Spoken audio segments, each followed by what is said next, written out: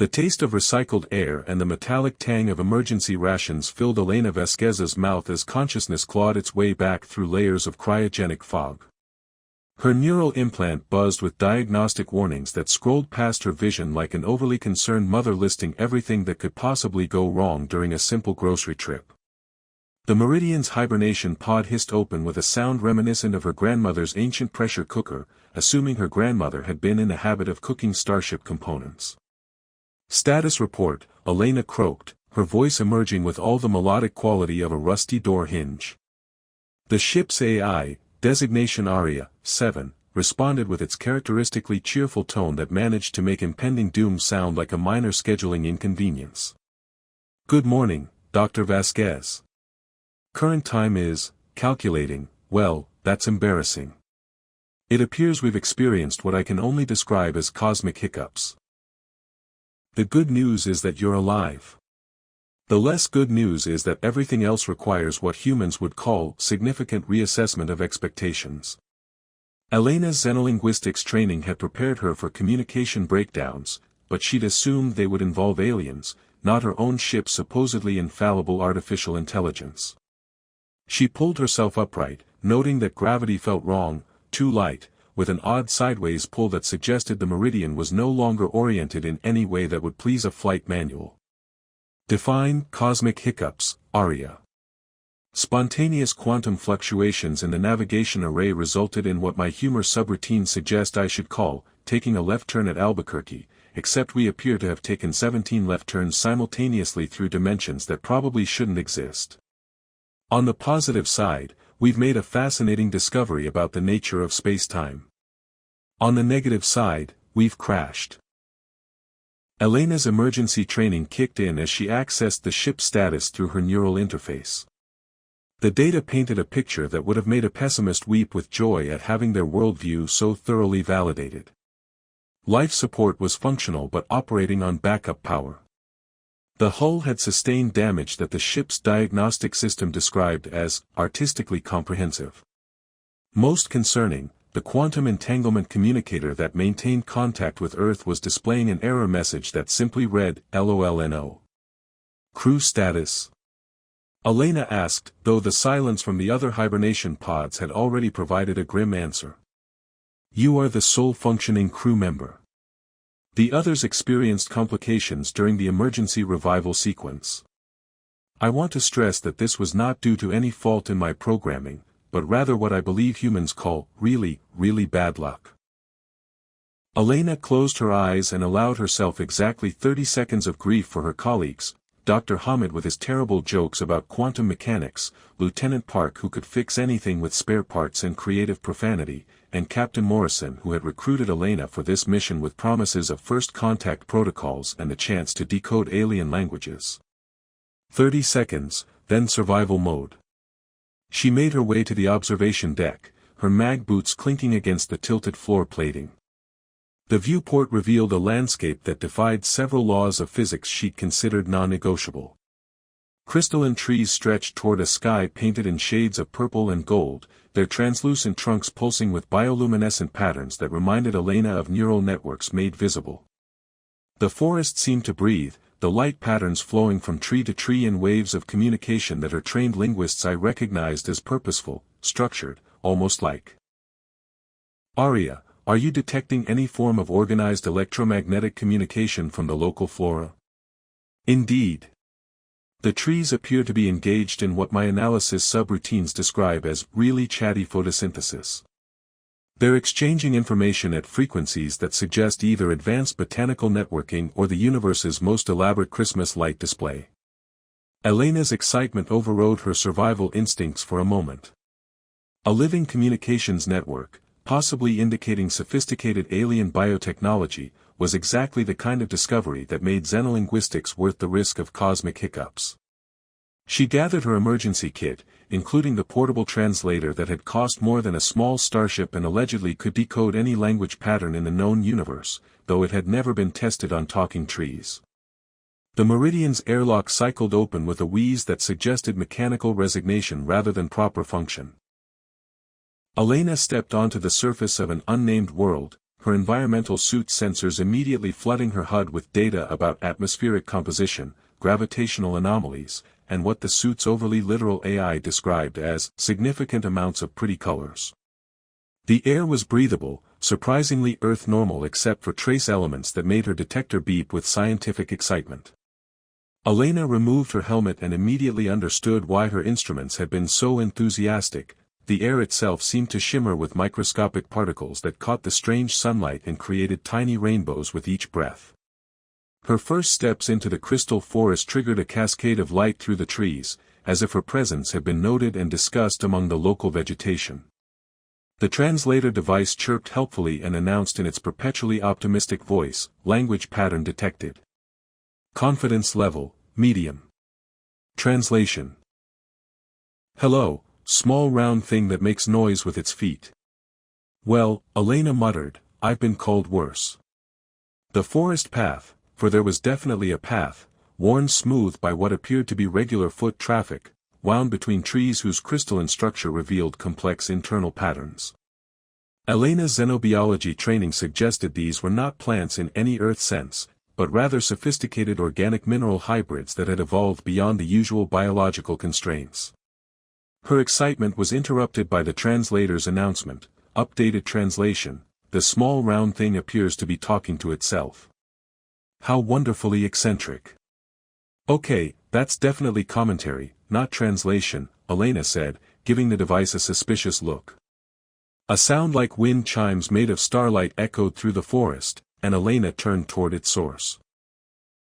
Through the translucent trees, she caught sight of movement, bipedal, deliberate, and carrying what her tactical training immediately identified as a weapon of some kind. Elena's heartbeat accelerated as she realized she was about to make first contact, and her preparation for this moment did not include having her hair look like she'd been electrocuted by a particularly vindictive thundercloud. The figure that emerged from the crystal grove was humanoid, tall, and graceful in a way that suggested either superior evolution or really excellent posture training. Elena's first impression was of amber eyes that seemed to glow with their own light, followed immediately by the elegant pointed ears that marked this person as definitively not human. Her second impression was that pointing a sonic probe at someone who was clearly carrying advanced weaponry might have been a tactical error.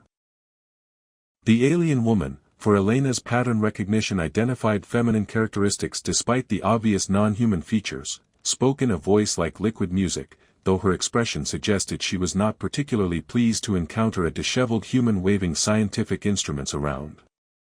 Elena's translator device, apparently deciding this was the perfect moment for technological comedy, announced cheerfully, translation, greetings, I hope your ancestors' potato harvests were abundant and your children grow up to be moderately successful in bureaucratic positions.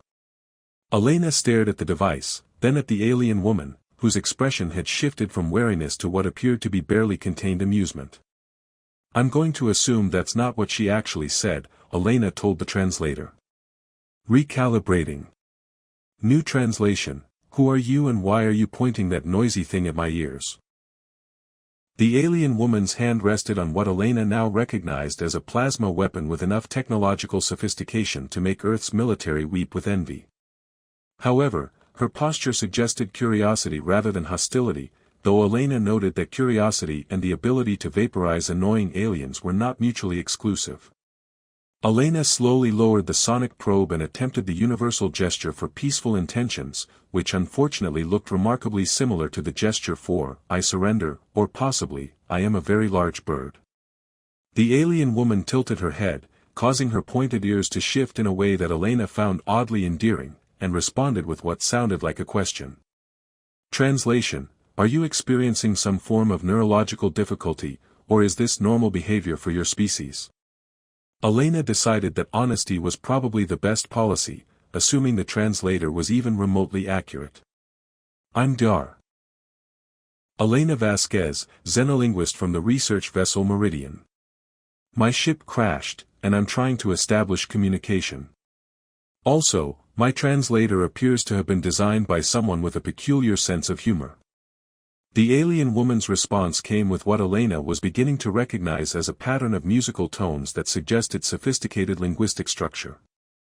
The translator pondered this for a moment before announcing, translation, My name is Kithra of the Third Scholarly Circle, bladesworn to the Valdres Empire. Your translation device seems to be functioning at the level of a particularly confused child.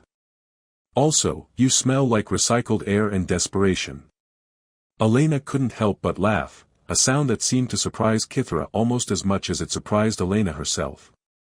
Well, she's not wrong about the recycled air.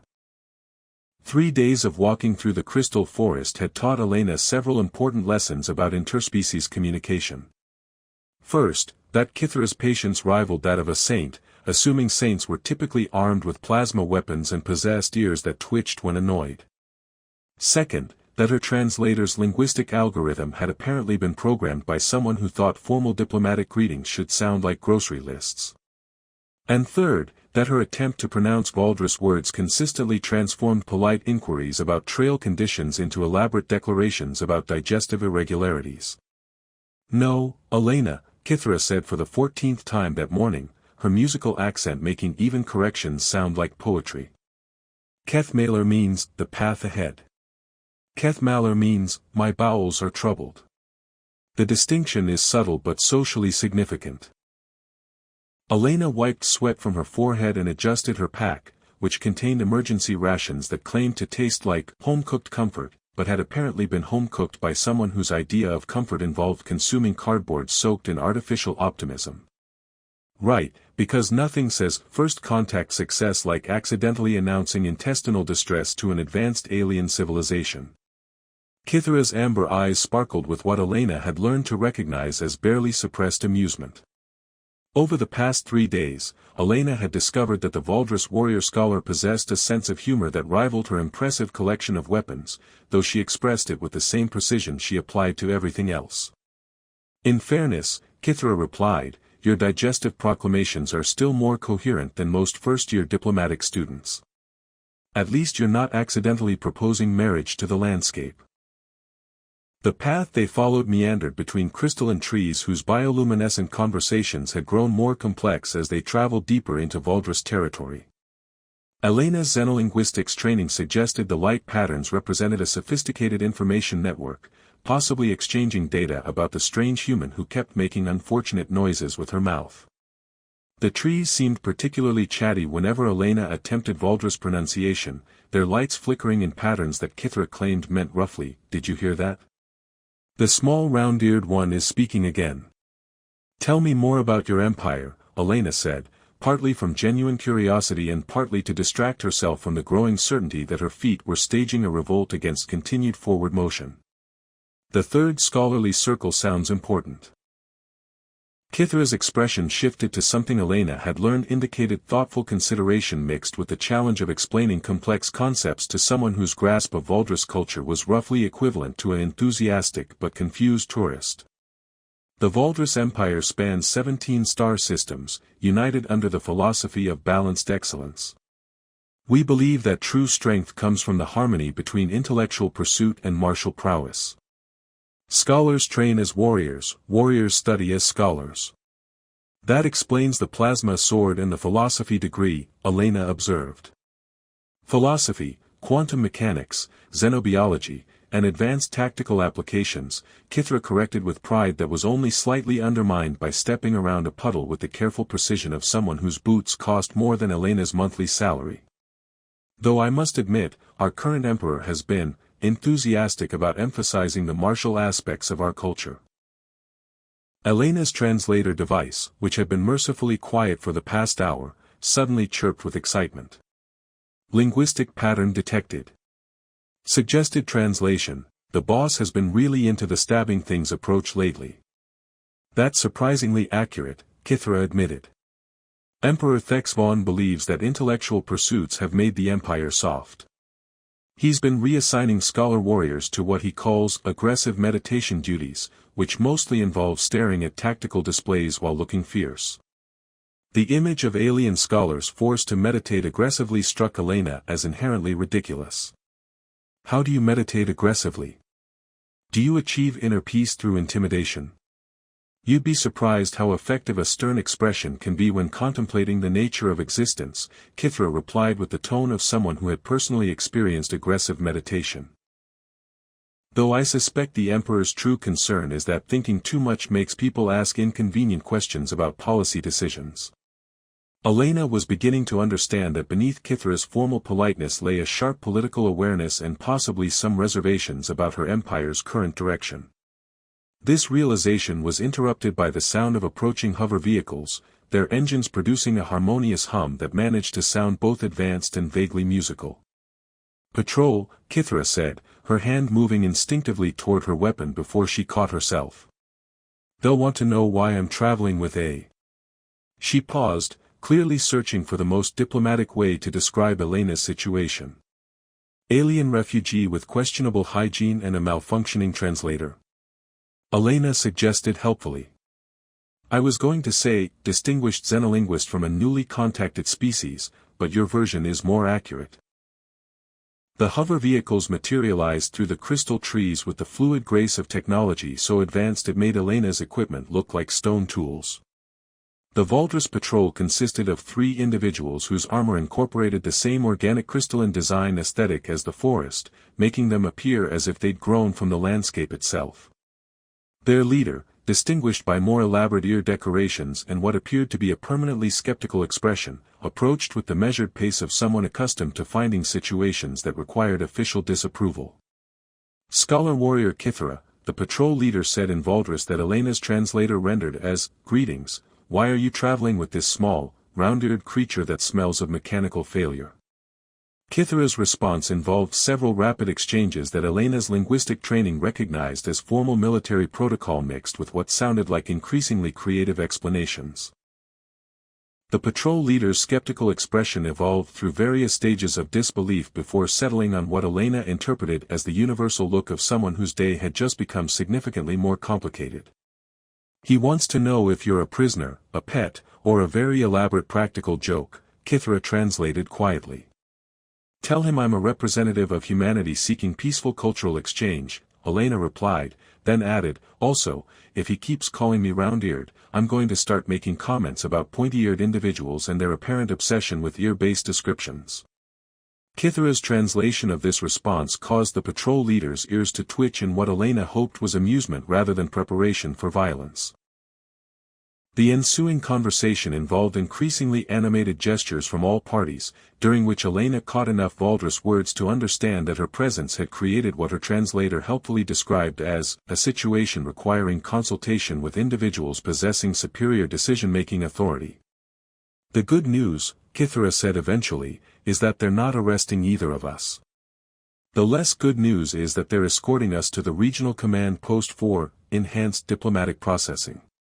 "Should I be worried about anything involving the word enhanced?" Elena asked. "In my experience, when military officials use words like enhanced, it usually means someone is about to have a very thorough and probably uncomfortable conversation with people who ask lots of questions," Kithra replied. "On the positive side, they have better food than emergency rations, and the holding facilities include educational entertainment." Elena decided not to ask what constituted educational entertainment in Valdris military culture, suspecting the answer would involve either advanced mathematics or weapons training, possibly both simultaneously. Instead, she focused on the opportunity this represented for cultural exchange, assuming she could avoid accidentally declaring romantic intentions toward the commanding officer or confessing to crimes she hadn't committed. The hover transport that the patrol provided was clearly designed by people who understood that travel should be both efficient and aesthetically pleasing. Elena found herself in a vehicle that combined the practical elements of military transport with the artistic sensibilities of a culture that apparently couldn't build anything without making it beautiful. Even the safety harness incorporated decorative elements that served no functional purpose except to demonstrate that Valdris engineering included mandatory beauty requirements. "Your people really don't do anything ugly, do they?" Elena observed as the transport lifted off with a grace that made Earth's technology seem like controlled falling. "Ugliness is inefficient," Kithra replied as if this were obvious. "If you're going to build something, why not make it pleasing to observe? Life is difficult enough without adding unnecessary aesthetic suffering." Elena considered this philosophy while watching the crystal forest pass below them in patterns of light and color that shifted with their movement. The idea that beauty was a form of efficiency struck her as fundamentally alien yet somehow sensible, like discovering that mathematics could be performed through interpretive dance. The regional command post appeared ahead of them like a crystal garden that had achieved sentience and decided to organize itself into a military facility. Spires of living architecture grew from the landscape in spirals that followed mathematical principles Elena recognized from her xenobiology studies, creating structures that seemed to breathe with the same rhythm as the surrounding forest.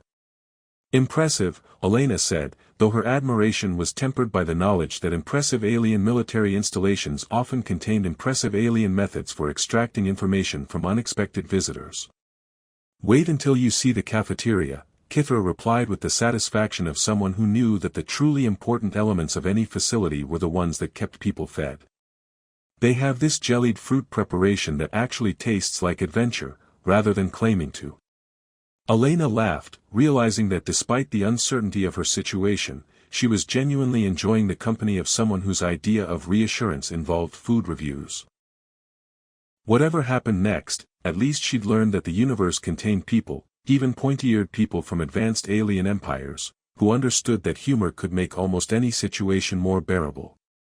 The transport settled onto a landing platform with the gentle precision of technology that had long since evolved beyond the need for dramatic mechanical noises, leaving Elena to face whatever constituted enhanced diplomatic processing in a civilization that considered ugly engineering a moral failing.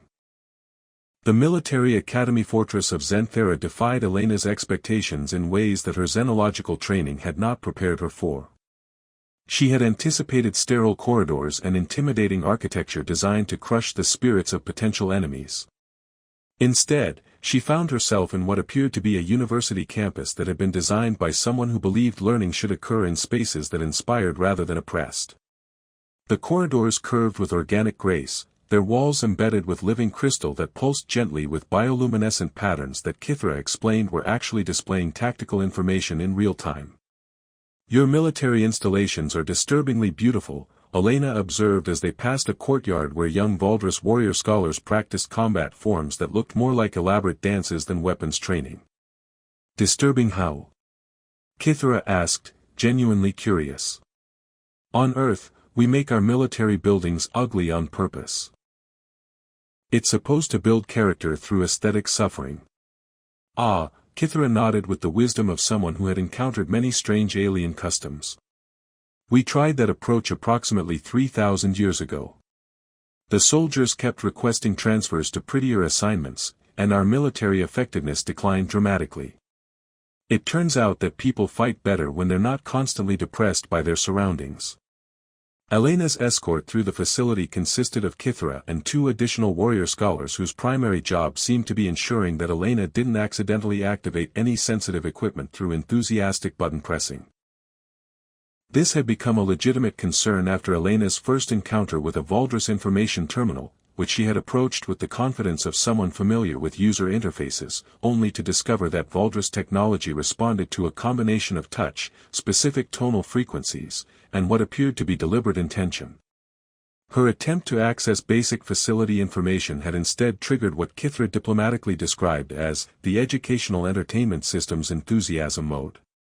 The result had been a holographic display that filled an entire corridor with a 3-dimensional representation of Valdris military history, complete with dramatic reenactments, stirring musical accompaniment, and interactive elements that seemed determined to quiz Elena on tactical decisions made by generals who had died before humans had invented agriculture. The system had been particularly insistent that Elena evaluate the strategic implications of the Battle of 7 Crystals, despite her protests that she lacked sufficient context to judge ancient alien military campaigns. It's trying to be helpful, Kithra had explained while attempting to convince the holographic system that Elena was not, in fact, a new recruit requiring immediate tactical education. Our educational systems are designed to adapt to the learner's needs and provide comprehensive instruction. It asked me to plan a flanking maneuver using terrain I can't pronounce against an enemy I've never heard of, Elena had replied. How is that adaptive? It detected your analytical thinking patterns and assumed you were a strategic planning specialist, Kithra said with the patience of someone who had spent considerable time explaining Valdris logic to confused aliens. The system is very enthusiastic about matching people with appropriate learning opportunities.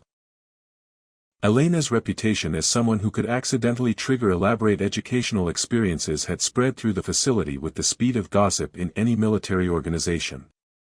Warrior scholars she passed in the corridors would nod politely and then make subtle adjustments to their routes that ensured they remained at safe distances from any interactive systems she might inadvertently activate. This had led to Elena's unofficial designation as the human who makes the computers excited, a title she wore with resignation rather than pride. Her presence at Xenthera had created what Commander Velterra, the facility's senior officer, described as an opportunity for expanded cultural learning protocols. This translated, according to Kithra, to Elena being invited to deliver impromptu lectures on human scientific methodology to groups of increasingly confused warrior scholars who had expected their advanced tactical training to involve fewer discussions of controlled failure and productive chaos. Explain again this concept of trial and error, requested Subcommander Nixthara during Elena's third unofficial seminar. The young officer's pointed ears twitched with the concentration of someone trying to understand a fundamentally alien approach to problem solving. Humans believe that failure provides valuable information, Elena explained for the fourth time, wondering if this was how university professors felt when discussing basic concepts with first-year students. We deliberately create situations where things might go wrong because the ways they go wrong teach us things we wouldn't learn if everything went right. The assembled warrior scholars exchanged glances that Elena had learned to interpret as the Valdris equivalent of concerned murmuring. Their approach to learning emphasized careful preparation, thorough analysis, and the systematic elimination of variables that might lead to undesirable outcomes. The idea of intentionally courting failure struck them as either remarkably brave or completely insane. But if you know something might fail, why not simply not do it? Asked another officer whose name Elena had given up trying to pronounce correctly after her attempts had resulted in what Kithra described as accidentally proposing collaborative research projects with uncomfortable implications. Because sometimes the best discoveries come from things that were supposed to do something else entirely, Elena replied. Humans invented flight by studying birds, developed medicine by investigating poisons, and created our most advanced communication technologies by accident while trying to build better weapons. This revelation had caused a stir among the Valdris officers that Elena interpreted as the intellectual equivalent of dropping a physics textbook in a quiet library. The concept that advancement could emerge from unplanned consequences rather than systematic development challenged fundamental assumptions about how progress should occur. Your species achieves technological development through organized chaos? Commander Velterra had asked with the tone of someone trying to reconcile contradictory mathematical principles. We achieve technological development despite organized chaos, Elena corrected. The chaos just happens to be really good at finding solutions we never would have thought to look for. These philosophical discussions had led to what Elena privately considered the most surreal aspects of her stay at Xenthera, training exercises that resembled elaborate pranks more than military drills. Inspired by Elena's explanations of productive failure, the warrior scholars had begun incorporating deliberate uncertainty into their tactical simulations.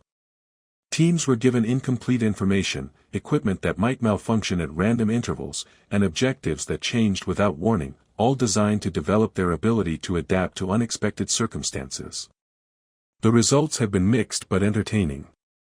Elena had watched exercises where carefully planned assault strategies devolved into impromptu comedy routines when simulation equipment began behaving in ways that defied both logic and military protocol. One memorable drill had involved a team of elite warrior scholars attempting to capture a strategic position while their targeting systems randomly displayed encouraging messages like, "You're doing great," and "Have you considered diplomacy?" instead of tactical data. This is either brilliant training methodology or elaborate psychological torture, Kithra had observed while watching her colleagues attempt to maintain military discipline while their equipment provided unsolicited life advice. On Earth, we call that Tuesday, Elena had replied. Elena's integration into daily life at Xenthera had been complicated by the arrival of new orders from the High Command. Kithra had received what she described as increasingly pointed suggestions that Elena should be transferred to the capital for enhanced interrogation. The term made Elena's translator device emit concerned beeping sounds, which it explained as linguistic patterns indicating potential unpleasantness for the subject being discussed. Enhanced interrogation sounds ominous in any language, Elena had noted. It's probably not as bad as it sounds, Kithra had replied with the forced optimism of someone trying to convince herself as much as Elena. The High Command is simply thorough in their approach to gathering information about potential threats. The classification of Elena as a potential threat had stung more than she cared to admit. Her xenolinguistics training had prepared her for first-contact scenarios involving mutual curiosity and careful cultural exchange, not military suspicion and the possibility of enhanced interrogation. The irony that her mission to study alien languages had resulted in her becoming the subject of alien military intelligence was not lost on her, though she found it difficult to appreciate the humor in her situation. What exactly do they think I'm threatening? Elena had asked during one of her conversations with Kithra in the facility's crystalline gardens, where the bioluminescent plants provided a peaceful backdrop for discussing potentially unpleasant political realities. Your existence proves that there are other spacefaring species with technology advanced enough to reach our territories, Kithra had explained. Some members of the High Command view this as evidence that the Empire faces external threats we haven't prepared for. So I'm threatening because I represent the possibility of other threats? Essentially, yes. It's preventive concern about hypothetical dangers. Elena had found this logic simultaneously rational and completely absurd, much like many aspects of Valdris culture she had encountered.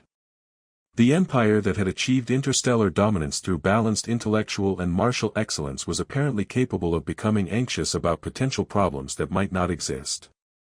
Her stay at Zenthera had also revealed the personal cost of serving an empire whose current leadership preferred simple solutions to complex problems. Kithra had confided that many scholar warriors found themselves increasingly frustrated with directives that emphasized military responses to situations that might benefit from scholarly analysis. The emperor's preference for what he called decisive action had resulted in policies that many considered precipitous at best and potentially disastrous at worst. The emperor believes that thinking too much leads to paralysis, Kithra had explained during one of their evening walks through the academy grounds. He's not entirely wrong, but he's not entirely right either. Sometimes complex problems require complex solutions. Elena had recognized the tone of someone who was carefully criticizing authority while remaining technically loyal to it. The political tensions within the Valdris Empire were becoming apparent even to an outsider whose knowledge of the culture was still limited to whatever she could absorb through direct experience and translation devices with questionable accuracy. What happens if the High Command insists on enhanced interrogation? Elena had asked, dreading the answer but needing to understand her situation clearly. I'll think of something, Kithra had replied with the confidence of someone who had spent her entire life solving problems through the careful application of intelligence and determination. The Empire values both wisdom and strength. Sometimes it just needs reminding about which one is more appropriate for specific situations. Elena had found Kithra's confidence both reassuring and concerning, recognizing that her new friend was risking her own position within the military hierarchy to protect someone she had known for less than 2 weeks. The realization that their friendship had developed despite the vast differences in their backgrounds and species had been one of the few entirely positive aspects of her circumstances. Why are you helping me? Elena had finally asked. Kithra had considered this question with the same careful attention she applied to tactical problems and philosophical debates. Because you laugh at the right things, she had said eventually. And because someone who accidentally turns military computers into enthusiastic teachers is probably not a threat to galactic security. The discovery that changed everything came through Elena's accidental activation of a classified intelligence database, which occurred because she had mistaken a security terminal for a beverage dispenser. Her attempt to obtain what she hoped would be alien coffee had instead triggered a data cascade that revealed intercepts of her own ship's final transmissions, along with analysis reports that made her stomach clench with the realization that her crash had been anything but accidental. Kithra, Elena said quietly, her voice tight with controlled panic, I think we need to talk privately. And possibly quickly. The intelligence files painted a picture that would have been laughable if it weren't terrifying. A faction within the Valdris High Command, led by General Thexvor, whose strategic brilliance was matched only by his complete inability to understand cultural nuance, had intercepted Elena's research vessel and sabotaged its navigation systems. Their objective had been to capture intact human technology for analysis, operating under the assumption that any species capable of interstellar travel represented a potential military threat requiring immediate assessment. "They deliberately crashed my ship," Elena said, her hands shaking as she scrolled through the intercepted communications. "My colleagues died because someone decided humans might be dangerous." Kithra's expression cycled through shock, anger, and what Elena had learned to recognize as the carefully controlled fury of someone whose sense of honor had been violated. "This violates every principle of first contact protocol. The Empire has strict guidelines about initial interactions with newly encountered species." "Apparently General Thexvor has his own guidelines," Elena replied, reading further into the files with growing horror. The General's analysis of human culture, based on intercepted Earth transmissions, had concluded that humanity's tendency toward unpredictable behavior made them an existential threat to Valdris order. His reports interpreted human entertainment media as evidence of violent tendencies, human scientific experimentation as proof of dangerous recklessness, and human political diversity as indication of inherent instability that could spread like a contagion. The most damning revelation was the General's recommendation for a preemptive strike against Earth, justified by his assessment that humans represented chaos agents whose unpredictable nature makes peaceful coexistence impossible. His supporting evidence included analysis of human breakfast preferences, which he cited as proof that any species willing to consume ice cream at morning meals clearly lacked the rational judgment necessary for galactic citizenship. "He thinks we're dangerous because we eat dessert for breakfast?" Elena asked, her voice rising with a mixture of outrage and disbelief. "General Thexvor has always been literal in his interpretations," Kithra replied with the diplomatic understatement of someone who had clearly dealt with the General's analytical peculiarities before. "He once classified a trade delegation as a potential invasion force because their cargo manifest included assault vegetables." Assault vegetables? Spicy peppers. He didn't understand that some species consume capsaicin for pleasure rather than as a chemical weapon. Elena's translator device, apparently sensing the gravity of the situation, had abandoned its usual cheerful optimism and was providing translations with the mechanical precision of equipment that understood it was dealing with matters of interstellar significance. The files revealed that General Thexvor's faction had been building support for their preemptive action by circulating carefully edited excerpts from human transmissions that portrayed Earth as a world in constant conflict, populated by beings whose idea of entertainment involved elaborate simulations of violence and whose children were systematically trained in competitive aggression through organized sports. "They think Little League Baseball is military training," Elena said, scrolling through the General's analysis with growing amazement at the creative ways human culture could be misinterpreted. "And they've classified cooking shows as chemical warfare instruction." The conspiracy's timeline was accelerating. General Thexvor planned to present his case to the Emperor within days, supported by Elena's presence as proof that humans had already penetrated Valdris space and represented an immediate threat requiring decisive military response. The irony that Elena's survival was being used to justify destroying her species was not lost on her, though she found it difficult to appreciate the cosmic humor in potential genocide. "We have to stop this," Elena said, though she had no idea how two people, one of whom was technically a prisoner, could prevent an interstellar war.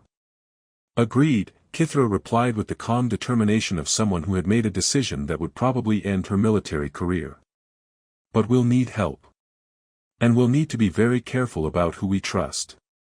Their solution began with what Elena privately considered the most important discovery of her xenolinguistic career, the realization that Valdris military communication protocols included a formal mechanism for challenging strategic assessments through scholarly debate.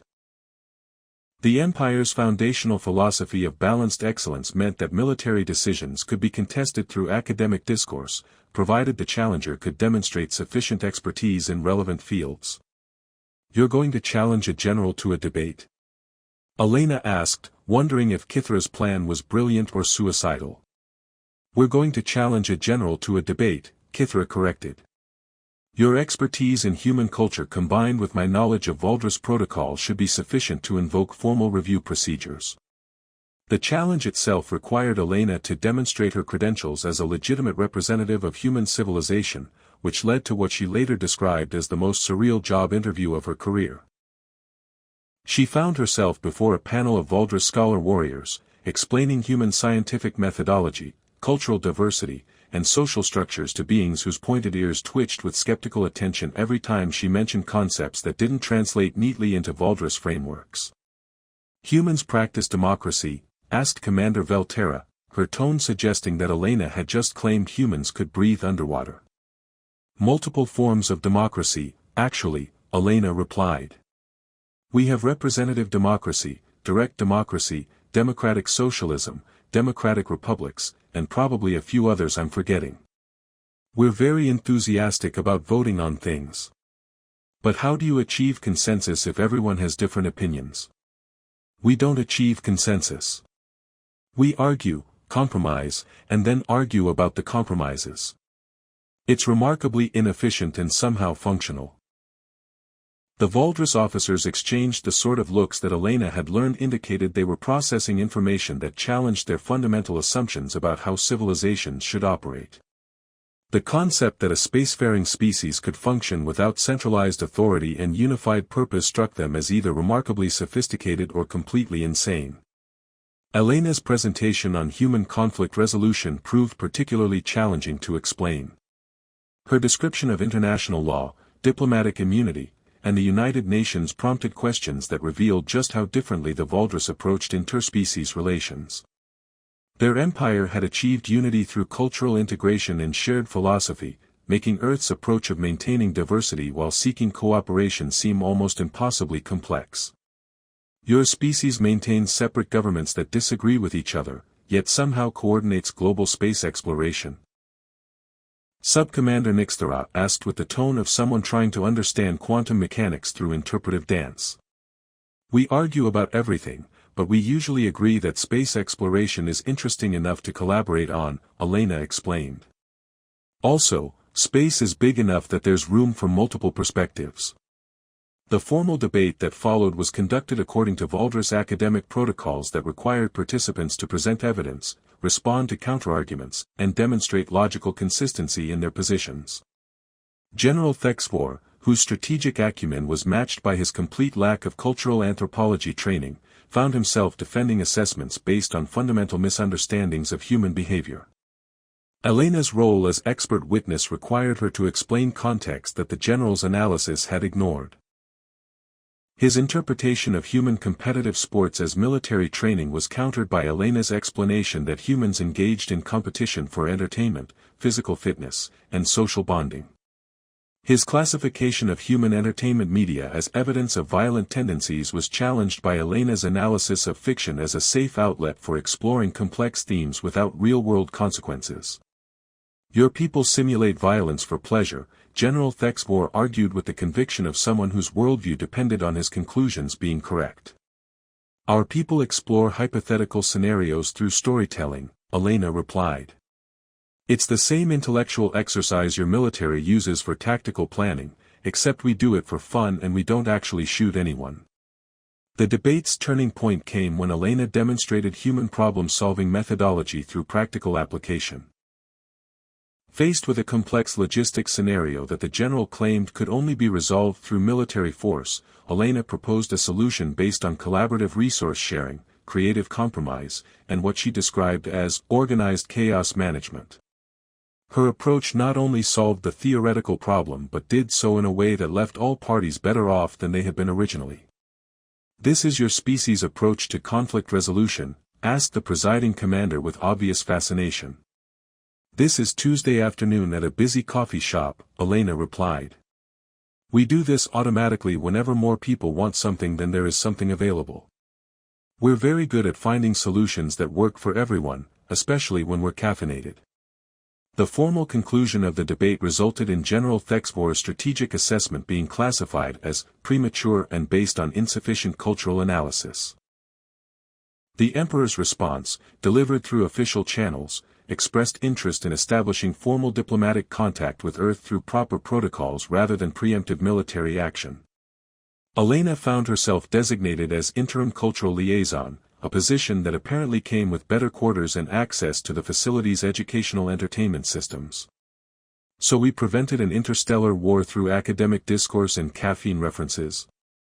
Elena asked Kithra as they walked through Zenthera's gardens, watching the bioluminescent plants pulse with patterns that seemed more celebratory than usual.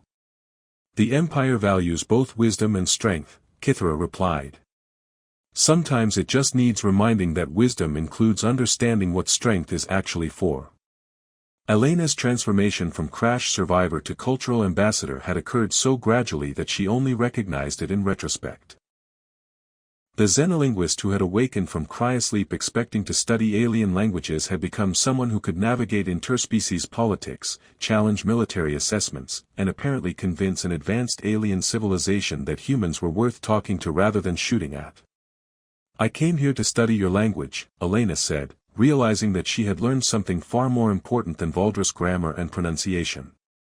What did you learn instead? Kithra asked. Elena considered the question while watching the crystal trees exchange their light-based conversations, thinking about everything that had led from her accidental first contact to this moment of potential peace between worlds. That the universe is big enough for all kinds of people, even ones with pointy ears and an unhealthy obsession with color-coordinated military formations. Kithra's laughter echoed through the garden like music, carrying with it the promise of a future where humans and Valdris could explore the cosmos together, united by their shared ability to find humor in the magnificent absurdity of existence itself. Elena smiled, knowing that her translator device would probably describe this moment as optimal diplomatic success with moderate levels of recreational satisfaction, which was surprisingly accurate for once. The first human-Valdris cultural exchange program was established 3 months later, with Elena and Kithra as co-directors.